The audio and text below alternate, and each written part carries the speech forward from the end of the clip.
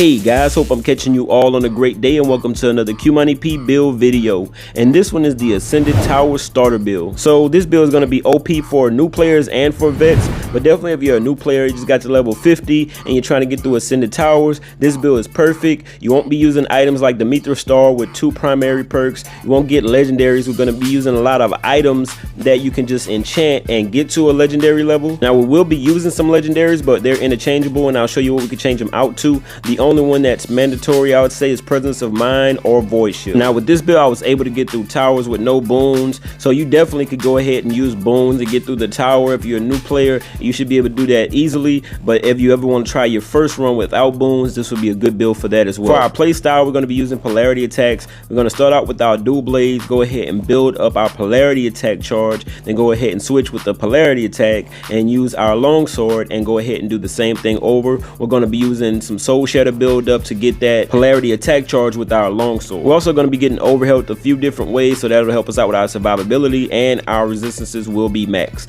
So let's go ahead and get into it and look at the detailed stat sheets. As you can see, our resistances are at 60% capped out. We also want some crit chance there, guys, as much as possible. We don't have it like at 70%, but we definitely want it over 50 if possible. Now for the first weapon we're going to be using is the Caliburn. This drops as an epic. I went ahead and enchanted this to get it to a legendary status, but the main thing you see there on the primary, we gain 16% polarity attack charge whenever we soul shatter an enemy with our southern technique. Now for the main secondary, I'll say to look out for is crit hit chance. Others could be things like polarity attack charge speed, weapon tech charge speed, element power, as you see there. Our second weapon is the obsidian blades, so we get 10% polarity attack charge whenever we perform a crit. Of course, secondaries there, you want crit hit chance as much as possible. The same thing, you could get polarity attack charge speed, weapon tech charge speed, things like that on the secondaries here. I got damage to shock, so I ran with it. For the charm, we're using the reliquary of the bear.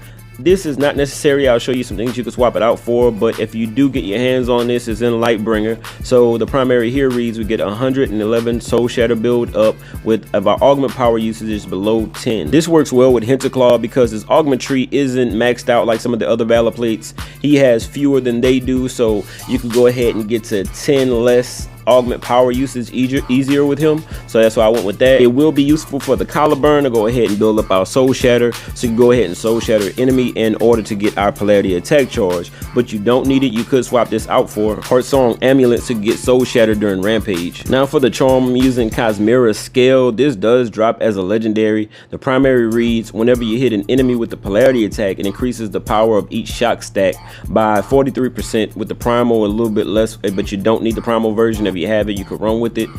Secondaries you want to look out for: polarity attack charge, crit hit chance, definitely want that, or polarity attack charge speed or weapon tech charge speed. It'll definitely work since we're not using Lion Talisman. Now you could go ahead and swap this out for things like the Lion Talisman, of course, but with weapon tech charge speed through other means, you can still use something like the Ram's Talisman or the Phoenix Talisman to go ahead and inflict a mark on the enemy. So for our first ring, we're going to be looking at the Ruby Band. So the primary there reads we get 42% polarity attack charge speed if you have more might than any other attribute. This is a primal, but you go ahead and use the regular version as well. Now, so we were able to make sure we have more might easier with Hinterclaw. Given that his augment tree isn't filled up like some of the other valor plates, we won't have that much usage.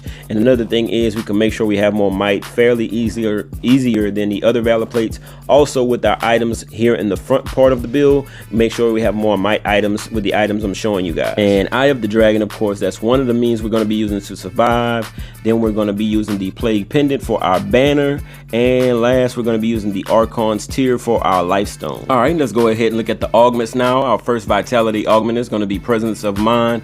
This is definitely a staple to the build. I would highly recommend it. Another option would be the Void Shield. That'll be a totally different build. I'll go ahead and put a link up to the previous Hinterclaw build I did with Void Shield, but if you have Presence of Mind, that's definitely a helpful part of this build. So with this one, you know, you're definitely going to get vitality for every 30 vitality on adjacent augment, so you could go ahead and make sure you got vitality on every item that's not a vitality augment, but at the same time you want to keep an eye on it because you could go overboard where you don't need it. So just want to put that out there. Secondaries we have here are overhealth gain, element power, and air damage. You don't necessarily need air damage want overhealth gain on at least 3 items. Keep that in mind. It could be a ring or augments, but you want at least 3 items with overhealth gain. Our next vitality is Austria's Radiance. So this is going to give us 97% shock power with over 60% resistance on air. So the thing is, you don't necessarily need this. You could switch this out for Force Barrier if you don't have it, because Force Barrier does help us getting knocked down. So you definitely could use Force Barrier, but if you have it, I will go ahead and use it, guys. Fortitude is going to be our last vitality, guys. Of course, it's going to give us overhealth retention. This is a staple on pretty much every build. It's the one I use on every build, guys. So in the secondary, you can see I have overhealth gain. I also have resistance to all. I didn't need it because we were at the cap already, but it was already there, so I went with it, guys. Dauntless is going to be our first spirit augment. So of course, this, if our resistances are above 45%, it gives us 46% polarity attack charge speed and 91% polarized bonus damage. This is not necessarily needed. It does help us with our polarity attack charge speed, of course, but if you don't have this, I'd go ahead and use Healing Wave, because we're going to get banners back as much as possible, and this is going to restore health whenever we put our banner down for us and our allies. Now, the reason we're going to be getting our banner back a lot faster than usual is because we're going to get 2% banner charge whenever we soul shatter the enemy with respite, guys. Of course, we're using that soul shatter item, and we're going to be using that for our sword as well. So killing 2 birds with 1 stone is what I'm all about. The synergy, guys, that's what I love. And by the way, to balance out the secondaries, I went ahead, you can see I use might as a secondary on this one. That's to go ahead and make sure we had enough might for our ring we're going to be using, but definitely keep a balance between that and vitality if vitality is needed to cap out your resistances.